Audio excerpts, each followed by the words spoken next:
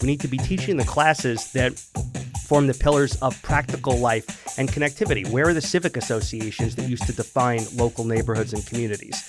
There were no young people in them, I can assure you that, right? And so, maybe that's more than you bargained for with that question. But No. You got me fired up there. Yeah, I know. Clara, it's time to put down the roadblocks and, get out there. I know, I've been kicking myself for a long time.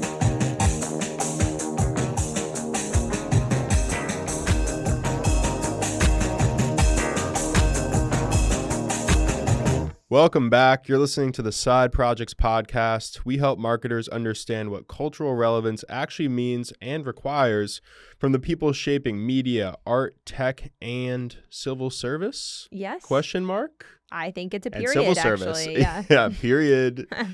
Period. Clara, as a student of history, I know that, your brain holds a real compendium of knowledge. Well, let's not overstate things. And a longtime resident of our nation's capital.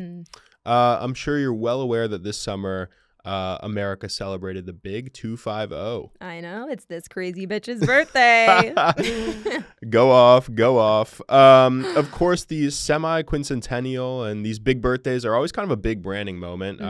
There was a bunch of articles and whatever, mood board, vision board type beat floating around. You could look at some of the fun tchotchkes and items from the 1970s. And of course, this year, there was a lot of stuff going on in D.C., as there always is. You had UFC at the White House, I believe in some type of Indy 500 race, a fair that absolutely nobody went to. Honestly, like Mondays and Fridays, this office had more people in it than that White House fair, really filling the room. And maybe you even got an ice cream cone that had a fun little wrapper that said America I did, 250. actually. Funny that you mentioned. And a go-to flavor, just is it chocolate vanilla or? It depends. Okay. I think often I've been interested in a pistachio or kind of a nut flavor this season, but it varies. It varies. Okay. Yeah, and you are more or less a 1 to 2 scoop limit, or not 2 scoop taste test limiter. Yeah, I rarely taste test because I've had plenty of ice cream in my life and I can more or less guess what the chocolate cookie dough will taste like, which is a rant that's neither here nor there. But people that are tasting a flavor like chocolate, I know. If it's okay, if it sounds mysterious or whatever, if it's birthday cake swirl surprise, fine. But there's no world in which you need to taste cookie dough. Right. Do you know what I mean? Cardamom selfish. bun and cookie dough. And speaking of selfishness and people not respecting the fabric of our society, Eli, would you like to tee up our guest for this week? Yeah, well, with all of that in mind and ice cream scoop taste tests aside, we do have a bit of an unconventional Side Projects podcast guest coming on today. We'll be joined by Scott Reich. He's a speaker and author. He's got a new book out called One Day. Let me redo that. We're excited to be joined by Scott Reich. He's a speaker. He's an author. He's got a new book out called One Day in September, about a little-known prelude to what's become the MLB All-Star Game.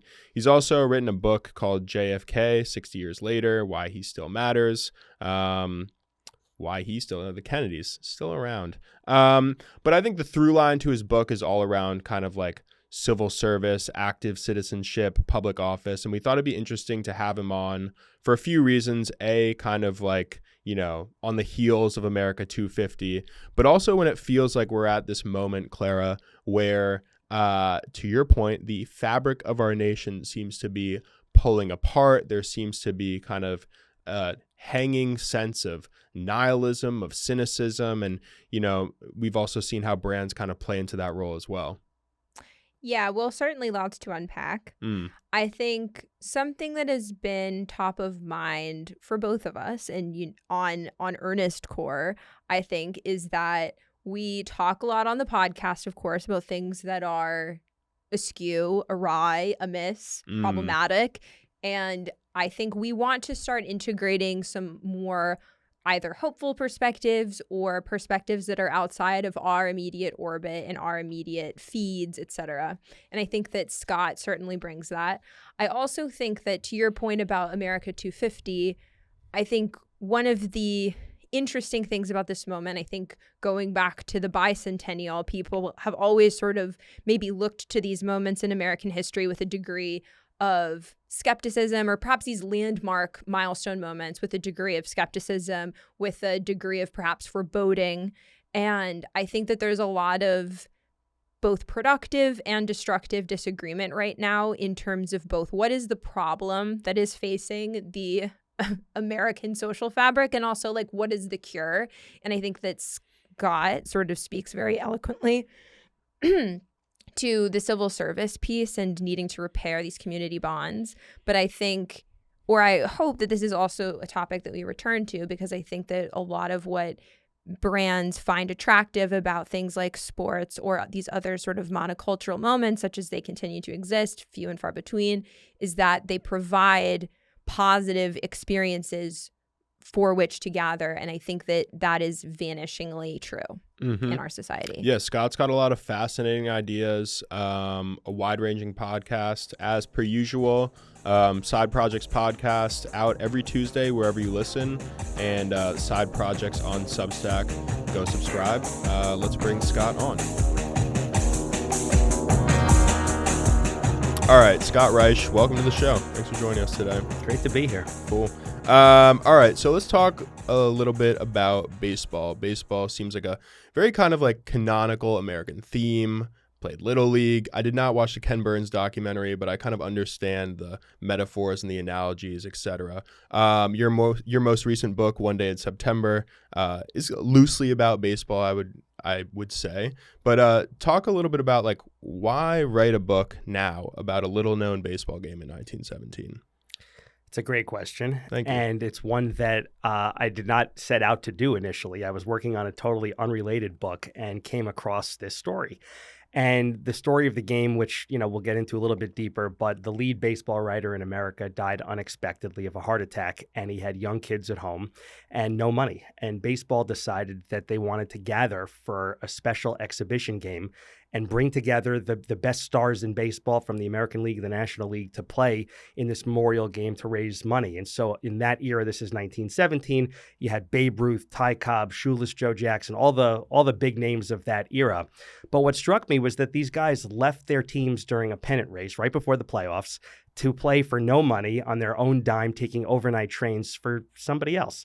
And so while I had no intention at any point of writing a book about a particular obscure baseball game, the reason I wanted to bring this into the light is because I think it teaches important lessons that go way beyond baseball. And while the book certainly is superficially about baseball, it's really actually about community building and how we gather and how we connect with one another in the wake of difficult circumstances. And so what I see and saw in this game when I started writing it is a bigger question about, as Americans, what are the circumstances under which we come together? How do we gather? Where do we gather? And why do we gather? And what do those moments reveal about who we are?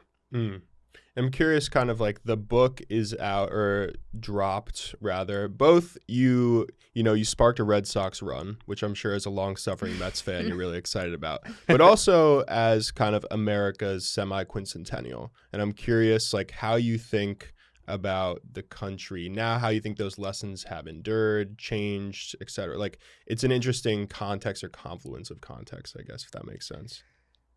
We're also commemorating this year the 150th anniversary of Major League Baseball. So there's a couple of anniversaries here. And I think that is somewhat poetic because there's an obvious convergence between baseball as our national pastime and the country itself. So to answer your question, where are we as a country? I don't think it's a stretch. No easy question. No easy questions here. So you're leading with the good stuff. So I think that it's not a stretch to say that we're living in angry times, in challenging times, in moments where we don't seem to find a lot of common ground. And so on its face, when you fast forward from this game in 1917 to where we are today, it's very easy to just say, well, we've lost our way. My prior book was about President Kennedy's legacy and his call to service and trying to revive the spirit of ask not what your country can do for you that feels, at least to me, very absent from our public discourse. And so while I do agree that it's easy to say, well, we've lost our way, there are signs everywhere that we're still here and that Americans are still embodying the great spirit that informed the birth of the Republic and that has been there ever since. We are a people that believes in possibility. We are a nation that, while we argue with one another, and that is a very American thing to do, we also believe in the promise of our country and the idea that regardless of how we vote, regardless of what faith we may have, where our parents come from, what we do for a living, that there are uniting factors to societal life. And there is still something called the American dream, where people are able to work hard. Maybe there's a little bit of luck, but can break through in one generation. And we're the only country on earth that has had that ethos throughout our history. So on the political side, we are as divided as could be. We are not only angry with one another from the different sides, but we are not even speaking to one another. And that's why I think that this book and more broadly, sort of the civic ethos that we need to bring back in our country is so important. The way we're going to get past and out of an era of great division and bitterness is going to be by human connection, through connecting with other people in physical space, meaning not digitally, not merely through headlines. The biggest challenge that faces us, we have loneliness. It's an epidemic as far as I'm concerned. We have people feeling socially isolated, people feeling not connected to their communities because we have had breakdowns of the major institutions. If you go back to the financial crisis of 2008, we had a lost in trust in Wall Street, in government handling of major problems. We have religious institutions that have membership declines, right? Like all of the pillars of society that historically propped us up as communities lost their way. And now what we need to do is rebuild. And the way we rebuild, in my view, is we connect people from disparate backgrounds and people who have different beliefs and put them in settings that are not focused on arguing about their beliefs, but simply about action, about doing things that are for public betterment. I gave a TED Talk recently talking about the need for a new founding moment in this country centered around what I basically said, a modern GI Bill that would mandate national public service, not just in the military, but creating an expectation that young people at some point between 18 and 24 would devote a year to the country, in which we essentially bring people together to solve problems together, to build things together. It's the biggest problem we have is that we don't connect with each other. We don't know one another. And so the kid who grows up on a farm in Iowa and the child of immigrants in the Bronx, they don't ever see each other, right? And so it's easy to feel othered by people because we don't connect with them. But when you sit down in a room with somebody and you discover that you both like to fish, or you're both baseball fans, or you both like going to museums, there's something inherently uniting about that. That's what we need to bring back. We need more of that. And that relates in all parts of our lives. We need education to lead the way. We need civics reform in terms of how we teach these topics, right? We've taken the classics like ancient Greece and ancient Rome out of curricula. That doesn't work. There's a reason that our founders studied those times, even though they were centuries and centuries before they lived, right? We're missing that today. And I feel that we need to be teaching home economics. We need to be teaching the classes that form the pillars of practical life and connectivity. Where are the civic associations that used to define local neighborhoods and communities?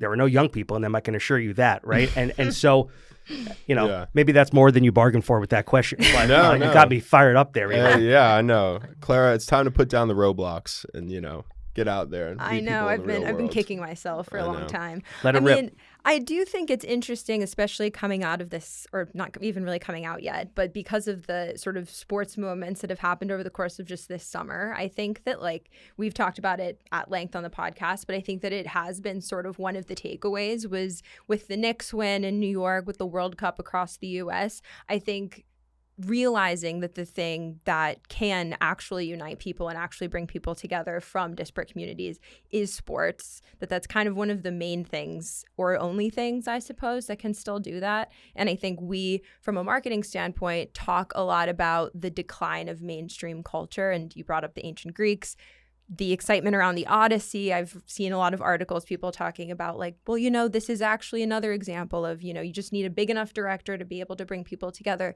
I mean, do you see examples other than sports and film where you think it would be possible to reignite a kind of civic engagement from like a cultural standpoint, you know, because I feel like these sort of cultural moments are often people's first reason to kind of reach across the aisle, so to speak, bringing up, for instance, like, oh, you love to go to museums, you love to do these other things. Like, what outside of sports do you think are sort of the opportunities for that? There's a little bit to unpack there. Yeah. So I would say that there are a few things. You're absolutely right about sports, and this has been talked about, but the culture around the Knicks in New York City, right? Like people are high-fiving and talking to each other while waiting in line at Starbucks that they never would have done, right? Because they're wearing a piece of Knick paraphernalia and people feel connected to each other. There are these opportunities outside of sports. I think sports is the most visible one because we have all these professional leagues and teams and people that want to attend games. And so if you root for the same team, there's a uniting element to that. But when you think about it, if you like the same type of music and you're at a concert with somebody, there's another opportunity, right? For it doesn't matter who you voted for. It doesn't matter whether you think that things in the news are good or bad in that day. If you're going because you like to see Bruce Springsteen play, Taylor Swift, Paul McCartney, whoever it may be, that's your bond with those people. And so I'm a big proponent of people engaging by physically going to these types of events where you are able to cast aside a lot of the differences, right? Like when you see somebody who's wearing the shirt of a band that you like that you're seeing at the same time, you're not thinking, your mindset is not one in which you're like, gee, I wonder where I might disagree with them on things, right? Like that doesn't even come into play. So these are big things and these are consumer-driven decisions, right? So that's not necessarily going to create the macro change that we're talking about because these are transactional moments. It's, I'm going to buy a ticket.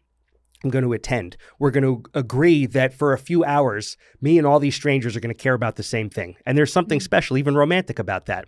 But to your question, Clara, around how are we going to do this at a more basic civic level? I think it's those types of gatherings, but on smaller scale. And it's challenging people to get outside their comfort zones. The easy thing to do is to say, let me do what I'm comfortable doing. Let me do those things with people with whom I feel comfortable, right?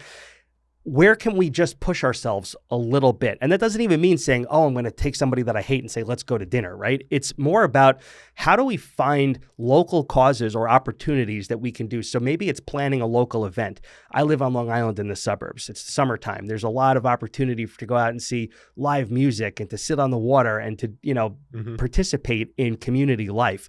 And maybe there are opportunities for people to say, we're going to put a group of people together and make it open to anybody who wants to join. We're going to go to a public park and, fill in the blank, right? We're going to have some guests come and maybe it's a comedian and just, like that brings people together. And then when you're working on a committee, people who are working together feel connected to each other. I mean, part of the problem in our politics today is that the sides don't do that, right? They don't say, let's go spend a weekend and go fishing somewhere, right? They go back to their bases, they go back to their districts, and they talk about how terrible everything is, and they don't spend time with each other. To me, the biggest impediment to this civic development is just that. It's that we're not focused on the community building. We're focused on tearing each other down. So that has to start somewhere. It's not going to start in politics. It has to start at the grassroots level, which is people in a local neighborhood not focused at all on politics and saying, this is something I care about. Or, hey, there are potholes on these roads. Who's going to fix them? Let's band together and figure out how we're going to influence a decision to actually do something here. That brings people together. There's a through line to your books that, at least reading about, I quite enjoyed because I found them optimistic, which is rare for me. And it seems like those through lines are kind of honesty, integrity, and a support for institutions, as we've talked about, has kind of eroded over the past few decades. This is not necessarily new. I mean, it's been spoken about in the 70s in particular.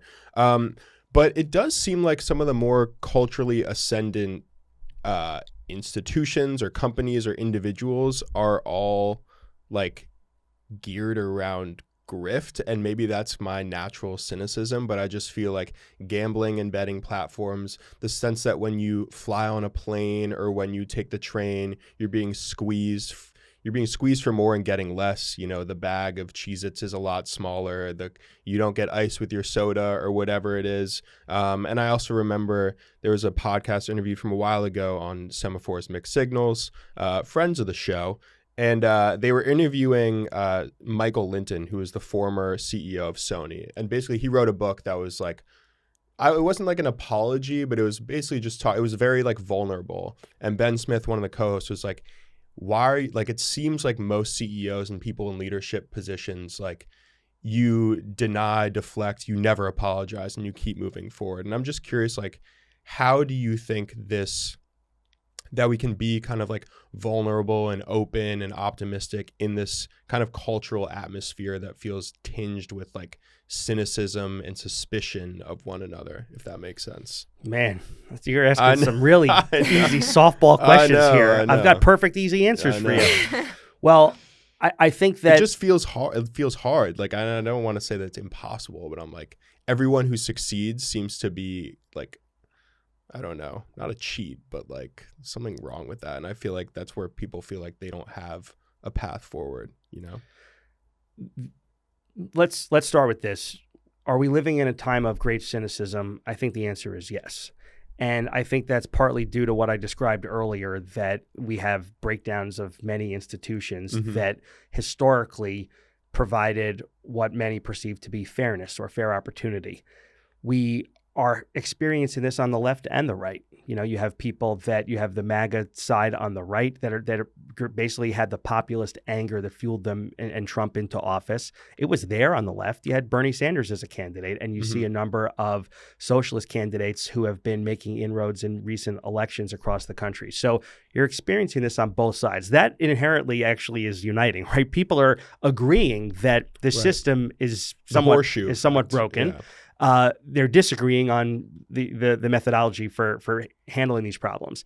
I think that there's a few different factors that play in here. First is we are a capitalist society, and that means that when people are working for profit, that's their goal, right? And I don't think there's something wrong with that per se, in the sense that people are, this is why companies exist. Where I think the lines get a little bit murky, and this is something that Kennedy spoke of during his presidency during the steel crisis of 1962, public companies, or all companies, also have a public responsibility. And along with the opportunity to reap the benefits of the fruits of their labor, there also have to be things that provide fairness to society. And I think that what you're tapping into in your comment there, Eli, is the general frustration that people feel, because there are a lot of prominent stories of people who are acting completely out of self-interest, and those actions have widespread impact. And that is partly what's fueling some of this anger. Again, I would trace a lot of this to 2008, because essentially we had this massive, recession that occurred, and ultimately no one got in trouble. no one got in trouble. Yeah, they all got big bonuses. And I think that as a headline is one of the things that fueled a lot of the frustration of, gee, I just lost my home, or I'm having difficulty putting food on the table, or I don't know how I'm going to pay my health insurance premiums. And everyone got off scot-free for essentially manipulating markets and taking excessive risk. Now, you could make the arguments of, well, was there too much laissez-faire deregulation, or is there not enough, public responsibility? But I think the broader question here is not, are people going to act in self-interest? They are. That's partly a human instinct.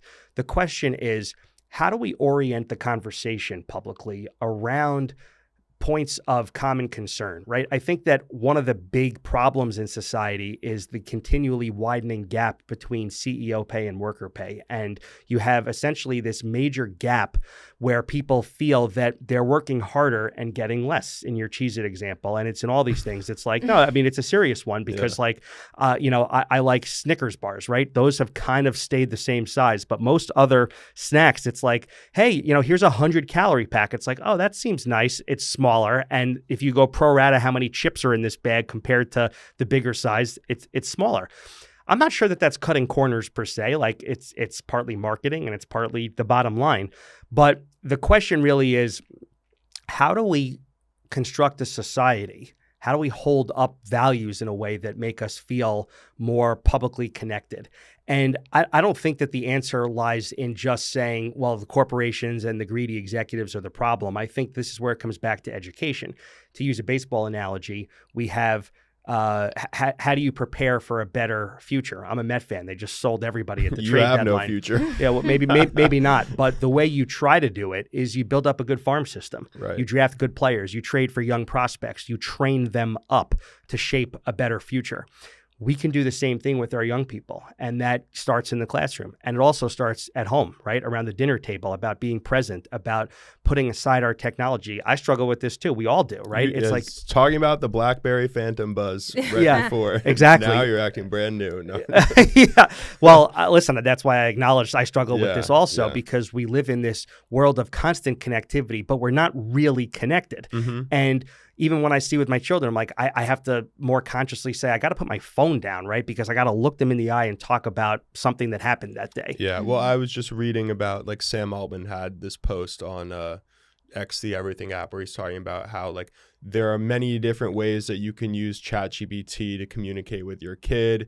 On the ride back from, soccer practice, you can have it curate a podcast that talks about all of the, like, fun highlight moments, or read a bedtime story. I was like, man, this is, like, the most nihilistic thing I've heard in quite some time. Like, building a technology to essentially outsource parent. Look, I don't have children yet. I understand that I'm sure it is very challenging and tiring, but, like, there's something deeply nihilistic about outsourcing, affection and love and memories to a giant data center. Like, it feels so dehumanizing. Well, let me say this to you in response to that, Eli, because we're on your show called Side Projects. And part of the challenge, honestly, is that, and this is something for me too, I live what I call a portfolio life. I'm active in a lot of spheres of my existence, whether it's through public service, whether it's my professional life, whether it's the passions and hobbies that I pursue, whether it's being an advocate in different arenas.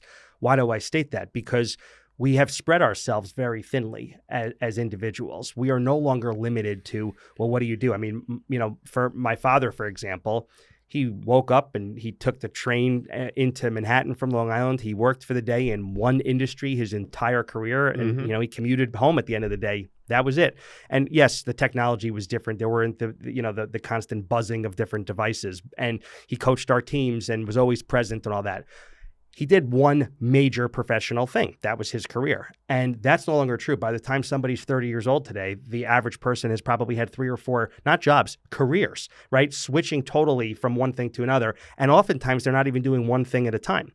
Point being, all these side projects, I think, have created fulfillment for us, have created opportunities for us to say, where can I find something that I can't get in this piece of my life because I want to feel fuller about my existence, about what I'm doing. And yet at the same time, what that has done is we've done everything a little bit less well because we're constantly focused on other things, right? So someone might be sitting at their desk job, and what are they doing? They're probably scrolling social media at some point a few times during that day. They're texting with people who are not in their office, whether it's family members, and for perfectly legitimate things. What are we doing for dinner later? Who's got the kids? What are you doing about this? But then what you're doing is you're not focused. So what's happening is, as a society, we are doing things with less focus and we are getting things done less efficiently. And so to me, that poses a natural challenge because we have so much available at our fingertips.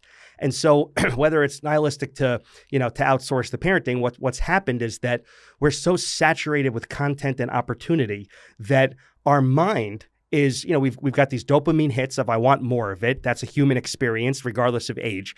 And then the consequence of that is, gee, I don't have the same amount of time, energy, and thought space to say, let me develop my story about what we're going to talk about on the ride home from soccer practice in your example. That's not an excuse. I'm simply saying that the reality of modern life is very challenging. And so I have some friends who went back to flip phones and they're like, I'm not going to have social media on my phones. I'm not going to be checking my emails all throughout the day. And they report anecdotally that they're happier, that they're more fulfilled, that they're more present in the different things that they do. Can people do that? Listen, I still got my smartphone. It's hard to give up those things. But I say that because that's also preventing some of our connectivity. Just sending memes back and forth with friends doesn't mean that we're connected to them the way we would be in having a cup of coffee or a dinner. Yeah. Well, it makes me think of two things. I think first, I don't know if you listened to the interview, the New York Times podcast that I've listened a couple times, but not regularly. Yeah, they did. I think it was a few weeks ago. They had an interview with the woman that teaches the Harvard happiness class. Oh, sure. And she was talking about how we actually, if you sort of crunch the numbers, people today have much more free time than people did like 50 years ago. They have much more unstructured time, but that the issue is those pockets are sort of scattered throughout your day and throughout your life versus them being sort of like a huge window of retirement or huge chunks of time after work because, you know, people have their side jobs and different things like that. But I think it's just interesting the way that the sort of hyperconnectivity sort of contributes to the scarcity that we feel. I think that there's sort of a perception versus reality thing that I think I have to sometimes check even myself when you think about, you know, what would your life have been without phones? Like, I think that there's also ways that this has made our lives much more efficient and productive, and that we are basically, in some ways, because we're so connected, disincentivized from using that time constructively. Like the free window that you have for 45 minutes is spent on Instagram versus spent, I don't know, calling someone or going to get coffee or something like that. So I think about that. And then I also was thinking, I went to a class, it's called the School of Attention in downtown Brooklyn. But one of the teachers there, she was also, I think, a sociologist and at Sarah Lawrence, and was speaking about how the social collapse that people have experienced, and I think this is reinforced by Bowling Alone, that book, for instance, is that it's the sort of center tier of relationships that people are lacking. It's people have their immediate family and they are connected to the wider world via Instagram or whatever. It's that they don't have a center tier of, they don't talk to people in their community. They don't know their neighbors. They don't know their yoga teacher. They don't talk to the waitress at the restaurant. That there are sort of these moments of, you know, not necessarily profound connection, but just casual connection that being on our phones has sort of completely eliminated from our lives. And so I agree with you. I think that you have to build up, you know, civic infrastructure of all kinds. But I think that we discount just how profoundly being on your phone for 15 minutes, which then prevents you from talking to a bartender for 15 minutes, which then prevents you from feeling connected to the neighborhood that you live in, that these things compound upon themselves. You know, you don't actually need 15 new friends. You just need to spend the 15 minutes you have better, if that makes sense. Makes perfect sense, you know. But how do you get people off I these know. devices, Well, right? Because you're essentially saying that we have these inverted expectations. Of we do have more time, and yet we feel busier than ever because there are all these constant demands on our attention, and we're not able to focus on the things that are right in front of us. Well, this is the thing that I think, the most optimistic about without evidence is that I do think that more people, and I think particularly people of perhaps Eli and I's age and younger, I feel like are realizing in a real way that growing up on a phone or conducting your relationships primarily over a digital interface are not a recipe for happiness. I do think that I trust that the sort of peak part of the wave has passed. Like, I think even when you're thinking about pushback against influencers, you know, the sort of infamous shop in Nantucket or whatever it was that said no influencers, I think that some of those things you could say are maybe misguided or overly harsh, but I think that there's a desire for a correction, and I think that there may probably be a period of overcorrection and sort of trying to pivot back to analog. But I do think that in terms of just the future of civic life, that our devices are sort of, at least maybe in an across the aisle way, recognized as being unhealthy. Yeah, well, if you think about the most bipartisan issue right now, it is not what you would think it is, the size of Cheez-It bags. It is data centers. It is kind of like this anti-tech populism to some extent. So I think there is some kind of cross-aisle unification for very different purposes, which we do not have to get into right now. But you do see pushes for American youth around trying to delay when they can have access to social media. Parental groups are very active. I fully support delaying as long as possible, because what happens is when one community, when one group of people starts using the technology and gets an iPhone or gets a social media account, then all the other kids feel left out. So how do you create a system where you delay it for everybody? You can mandate it, and then essentially you're creating an environment for longer growth opportunity. And we know what the detriments are, right? Like we know that there's bullying, we know that there are cyber crimes, we know that there are people that feel socially isolated, and there's a lot of challenges with this. So there are responses that are taking place and filling discourse in communities that I think are valuable. Yeah, I think one good area to kind of round things out is we talk a lot about like the creator economy here and Gen Z, and I suppose Gen Alpha to some extent. And, you know, when you look at some of the statistics, you'll see that millions of Gen Zers around the world, like their number one career goal is to become a creator. And I do like what you're talking about in terms of like mandated civil service to some capacity. And I don't think that means that you get, you know, shipped off in a carrier group to the Horn of Africa or whatever. But like, I feel like civil service, it used to be kind of cool. Like I think about like The Right Stuff, or like working in government to some extent felt aspirational. And I feel like now they're like trying to do that a little bit with these memes and like social first commentary, although that feels really gross to me. But what's the pitch? You know, there's this great Glenn O'Brien quote, talks about like advertising is what makes democracy work. People might not see the truth unless you try to sell it to them. Like, what's the pitch for civil service? Because I really agree with you that I think it could be really good from like a democratic infrastructure type of way. Well, first of all, just I know you were saying this proverbially, but my idea of service is domestic and keeping people here. Yeah. And you know, we have wonderful programs where people have opportunities like the Peace Corps, for example, to do the type of work if they want the global, exposure. So here's how I think about this. We don't have to start this from scratch. We have a lot of tremendous programs that already do some of these things. I mean, think about AmeriCorps, think about Teach for America. And you could say that there's problems with programs and there's good things with programs, but we have ROTC, we have, we have organizations that work in natural disasters, response, crisis response, and working in hospitals.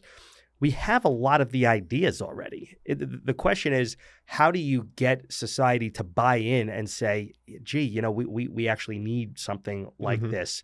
And so to me, the case for it is that, again, we're disconnected. And if we want people to feel connected, we have to put them physically with one another to just, understand each other. And for many people, that's the college experience of gathering on a campus where people are from different backgrounds. But nonetheless, people still tend to gravitate toward people that make them feel comfortable, the familiar. And there's nothing wrong with that. I'm just saying we need to create more opportunities as a society. And so where I think this begins is actually not in the halls of Congress, even though I think that it would be a nice piece of legislation one day. But I think we need to be thinking in our communities, how do we hold up and celebrate the service of young people in particular?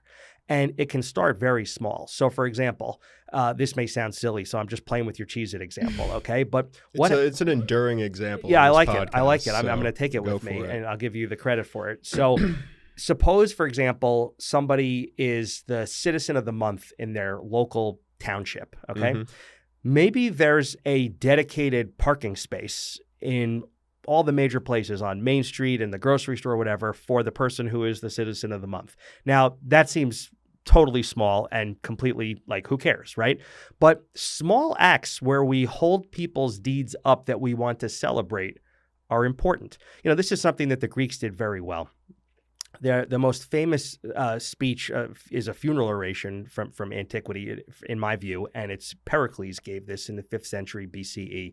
It's the end of the first year of war between Athens and Sparta. I'm talking about this because you brought up the Odyssey. This is different. She probably is nodding her head and saying, but I feel like I have license. I have license to go. Yeah, I have license to go here. So he stands up and gives a funeral oration, and unlike prior funeral orations that have been given in the context of this Peloponnesian War, what he does is something different. He says essentially that Athens is worthy of all of these sacrifices. Essentially, what I mean is he eulogizes Athens as a city itself rather than the individuals who paid the ultimate sacrifice. The significance of that is that we orient ourselves around the state, around the city, around the nation, around what are the activities, what are the deeds that we want to train our next generation of people to aspire to pursue, to fulfill, to act upon? And that's what Pericles does. He essentially says we're a model to others. And he also says something that I think resonates in more modern times, in which he essentially says that it's the people who've had the privilege of getting a good education, the people who have the opportunities to pursue good careers, who have an opportunity to earn a living, they have to bear extra sacrifice. They have to bear extra sacrifice. And the reason for that is that they have the most to lose in the system. So it's actually a self-interested idea, but the service is to a broader goal. In other words, people have an obligation for giving back to the society that produced an environment where they could be successful, where they could succeed. And so to connect it back to what I was saying, what I would like to see in our small communities and neighborhoods is conscious action and effort to hold up the good things that young people do, to treat people and show them by example that you will be celebrated for doing these things. Now, we could say, but shouldn't we do them because they're simply the right thing to do? Well, we've lost some of that, right? And so part of how we bring that back is we start celebrating the golden rule, and we start holding up the deeds of people who have done something that may not transform society, but which at scale would transform society. And when you hold those things up, they become models to other people. And then people aspire. Like, we need local heroes again in this country. And it's not to say that people aren't there. We have generous impulses. When tragedy strikes, our communities do come together. People donate. People give their time. We're an amazing country. What we're missing is that extra ingredient of, how do I really fulfill my obligations as a citizen? We don't ask that of ourselves. We have low voter turnout, right? Like, we don't even exercise half of our rights, it seems. But what we need to do more is to ask that question of ourselves. What can I do to make myself a productive citizen in this great country? Yeah, don't violate Zeus's law, right? All right, final two questions. The first, the one you've been waiting for, Scott. One recommendation, offline recommendation of something to do. Do, read, write. Well, I'm going to give you two, if that's fair. Okay, that's fair enough. One is because we've got people listening, I imagine, in different parts of the country, so I want to have geographic diversity here. Visit a presidential library and museum. Okay. It's a cool place to go. Any favorites? Well, I'm a little partial to the Kennedy one because I wrote a book there and sense. I serve on an advisory board there. But I've been to over half of them, and I learned so much. I've started bringing my kids, and we went to the Franklin Roosevelt Library, and on the way in, they're like, "Oh, Dad, we don't want to do this," right? And on the way out, that was one of the coolest things we ever did. That's what my 8-year-old daughter said to me. Classic kid response to doing things with your parents. 100%. So that's one thing. The other thing is, I know this sounds a little bit cliche, but I think there's a lot of power in this. Write something about where you want to be in 5 years. Tuck it in a drawer. I'm not the first to say that, obviously. But by doing that, you actually cut through and clarify what you really care about, if you do it honestly. What I mean is, don't write this to show it to a single person. Write it for yourself. So if your goal is to be a filmmaker, if it's to be a musician, if it's to be a data center, person that will drive Eli crazy, but anything that it is, it's okay if that's what you really want to do. Be honest with yourself, but that will help you clarify, because when we talk about side projects, when we talk about the portfolio life, when we talk about the ubiquity of access to everything, to content, to opportunity, the way we cut through the noise is we remind ourselves, what is it that motivates us? What is it that gets us excited in the morning, that quickens our pulse a little bit? That is what makes us the most productive versions of ourselves. Right? It's because, and I'm not saying follow your passion. It's more of the Scott Galloway model of follow what you're good at, because what you're good at is something that you will probably develop a natural passion for, because people like being good at things. They like doing things that they're good at. It's right. It becomes a self-perpetuating cycle of productivity. And so my point is, if you write, what do I want to do in 5 years? And then you say, where am I in my life, and how do I bridge the gap from where I am today and where I want to be in 5 years? that will give people that sense of purpose. And when you have a sense of purpose, it's easier to feel a deeper sense of pride in your community and civic connection. It develops character.